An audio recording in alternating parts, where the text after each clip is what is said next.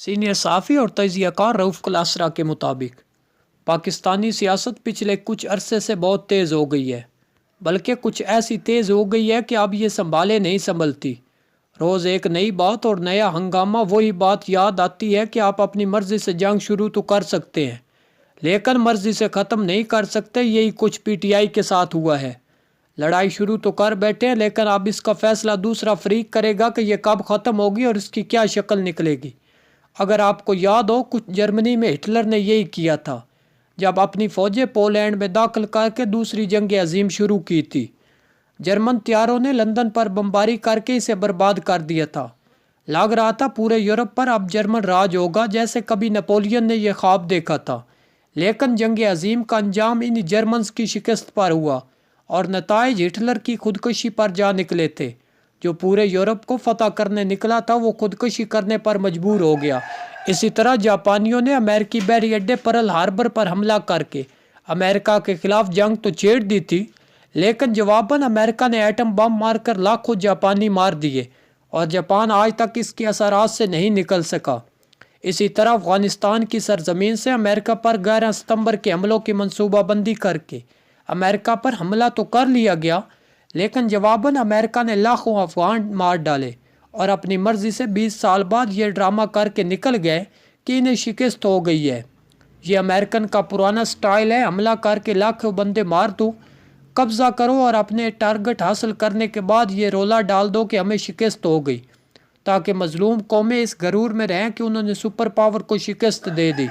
चाहे इस अमल में इनके लाखों बंदे मारे गए, नस्लें तबाह होगी। मकसद यही होता है कि वो मजलूम कौमें इंतकाम के चक्कर में ना पड़ जाए और इस गोली पर मुतमईन और खुश रहें कि वो जीत गए थे। वो अजीम कौम है जिन्हें कोई शिकस्त नहीं दे सकता। खैर, दुनिया इस तरह की मिसालों से भरी पड़ी है जब मुल्कों और हुक्मरानों या इंसानों ने अपने मुखालफिन के खिलाफ अपनी मर्जी की तारीख, वक्त और मैदान पर जंग शुरू की। लेकिन एक दफ़ा वो जंग शुरू हुई तो फिर इनके हाथ से निकल गई। फिर गेंद इनके मुखालफ की कोर्ट में चली गई कि अब वो जंग को कहाँ लेकर जाएगा। आप इस असूल को मुल्की सियासत पर लागू करें तो यही पैटर्न आपको नज़र आएगा। जब ताकतवर तबकात या हुक्मरान या सियासतदान अपने हिसाब किताब के मुताबिक कोई जंग शुरू करते हैं, तो इनका ख्याल होता है कि नताइज भी अपनी मर्जी के निकलेंगे। इस सिलसिले में नवाज शरीफ, मरीम नवाज और इमरान खान की मिसालें फिट बैठती है। जब नवाज शरीफ तीसरी दफ़ा वज़ीर आज़म बने तो इनकी दफ्तर की करता धरता मरीम नवाज थी। लोग बताते हैं नवाज शरीफ को ये मशवरा देने वाले कोई और नहीं, हमारे मेजर आमर ही थी, जिन्होंने किसी मुलाकात में इन्हें कहा था कि इनके बेटे तो सियासत से दूर हैं, बेहतर होगा वो मरीम नवाज को सियासत में लाएं और अपनी जानशीन के तौर पर प्रमोट करें। उन्होंने शायद जुल्फ़िकार अली भुट्टो की मिसाल भी दी होगी, जिसने वज़ीर आज़म होते हुए ऑक्सफोर्ड से फ्रेश ग्रेजुएट बेनज़ीर भुट्टो को फ़ॉरेन ऑफिस में एक डेस्क असाइन किया था कि वो वजारत खारजा और आलमी डिप्लोमेसी के मामलात को समझने की कोशिश करे। यकीनन नवाज शरीफ ख़ानदान यही सोच रहा होगा कि शहबाज शरीफ के दोनों बच्चे हमज़ा और सलमान पहले ही सियासत में एक्टिव है। अगर मरीम को आगे ना लाया गया तो नवाज शरीफ की गद्दी का हकदार हमज़ा होगा। मरकज़ में हमज़ा वज़ीर आज़म तो पंजाब सलमान की गोद में आन गिरेगा। वही सूरत हाल होगी जो 1997 में थी, जब नवाज शरीफ वज़ीर आज़म और शहबाज शरीफ वज़ीर आला थे। यूँ मरीम को लॉन्च किया गया और उन्होंने वज़ीर आज़म हाउस संभाला, और ऐसा संभाला कि एक दिन वज़ीर दाखिला चौधरी निसार अली ख़ान को मीडिया ब्रीफिंग में कहना पड़ा कि हुकूमतें ट्विटर पर नहीं चलती। इनका इशारा मरीम नवाज़ के वज़ीर आज़म हाउस में बनाए गए मीडिया सेल के हवाले से था, जो अपने मुखालफों की ऐसी तैसी किए हुए था। आखिर इसी मीडिया सेल से उस वक़्त के आर्मी चीफ जनरल रहील के ख़िलाफ़ कंपेन चलाई गई और इसका नतीजा हमारे सामने डॉन लीक की सूरत में निकला और नवाज शरीफ ने अपने वज़ीरों को इंक्वायरी कमेटी के सामने पेश किया और चंद वज़ीरों को बरतरफ भी किया। खान ने भी वही रूट लिया और वज़ीर आज़म बन कर कई महाज खोले तो बचे खुचे महाज उन्होंने अपोजिशन में जाकर खोले। खान और उनकी टीम को भी नवाज शरीफ की तरह ये जाम था कि वो जब चाहे किसी को भी लंबा डाल सकते हैं।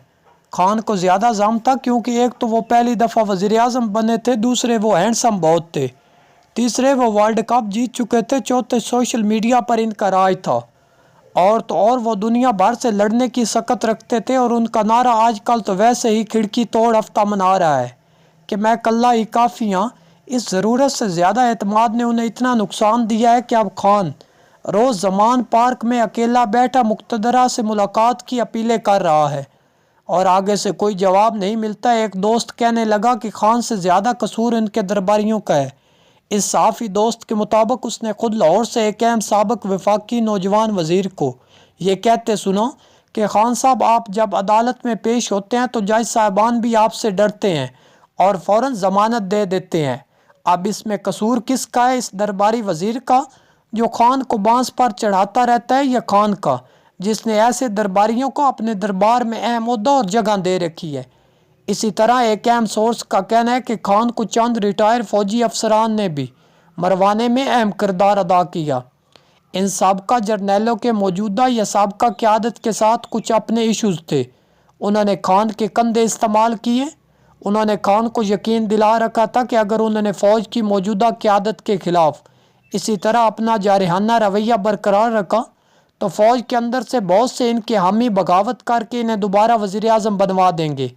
خان کی سادگی دیکھے کہ وہ اس بات پر یقین کر بیٹھے کہ ایسا ہونا ممکن ہے، بس لوگوں کو ٹارگٹ دینا تھا اور پلان کرنا تھا۔ وہی 9 مئی والی پلاننگ اب خان کے گلے پڑ گئی ہے۔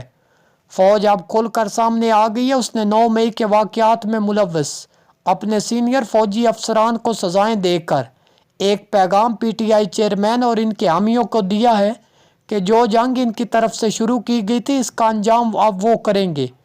اور D G I S P R کی پریس کانفرنس بہت ساروں کے نزدیک نہ صرف ایک ٹریلر تھا بلکہ دراصل ایک پیغام تھا کہ آنے والے دنوں میں کیا کچھ ہونے والا ہے۔ ایک سورس کا کہنا تھا کہ فوج ہمیشہ اپنے 3 اسٹار جرنیلوں کو سزا دینے سے گریز کرتی ہے تاکہ ٹرینڈ شروع نہ ہو، لیکن 9 مئی کے بعد جو سزائیں دی گئی ہیں اس سے واضح ہے کہ بات دور نکل گئی ہے۔ سوال یہ ہے، عمران خان آپ بھی سمجھتے ہیں میں کلّا ہی کافی ہوں؟ خان جنگ چھیڑ تو بیٹھا ہے لیکن اس کا انجام کون لکھے گا؟ وہی پرانی بات کہ جنگ عظیم دوم میں جرمن اور جاپانی حملوں میں پہل تو کر بیٹھے تھے۔